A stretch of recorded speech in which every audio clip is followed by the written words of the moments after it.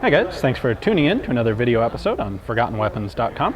We're here again at the Rock Island auction. This is the September 2013 premiere auction. We're looking at some of the particularly cool guns that they have here. And another one that kind of jumped out and caught my attention was this 1903 Bergmann-Mars. As anyone who's a regular fan of the site would know, I'm a real big fan of Bergmann semi-auto pistols. And this is really the military model that started it all for Bergmann. They had done a number of early pistols in kind of oddball calibers. They tried the Simplex for the kind of the pocket pistol market and didn't make a whole lot of headway.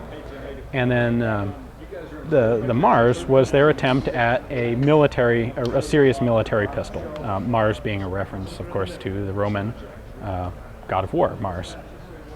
So this didn't see a lot of success itself. It was actually sold to Spain. Spain contracted to buy several thousand of them.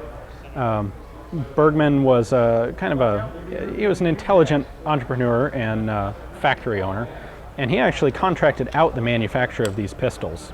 And as a result, it took longer than had been planned to deliver the pistols to Spain.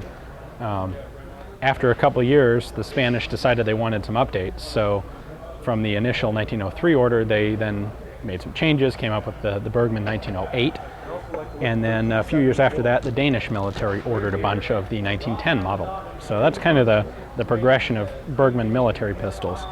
The Mars here is the 1903 version is the first one. A couple interesting elements to it compared to the much more common 1910. The magazine is significantly larger. This looks like something like a 10-round magazine, where the Danish pistols hold only 6. The grip is longer and a little bit, well, not straighter, but a different profile.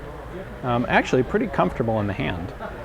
Now, mechanically, this is a recoil-operated pistol, so the breech and the barrel assembly both recoil together for this distance, so just a couple millimeters. That drops this locking block. The rear sight forces it down. Once that's dropped, then there's nothing preventing the bolt from coming back. So the bolt will cycle back and eject the empty and load a new cartridge. And then the last bit of spring pressure pushes the whole assembly forward. The locking block here comes up, and the whole thing is ready to fire again. So we unfortunately don't have the opportunity to disassemble this one, but disassembly procedure on this is the same as the 1910. It does also have a safety here on the back, like the 1910 model. Very similar overall, really, but just a little bit of a different, interesting variation.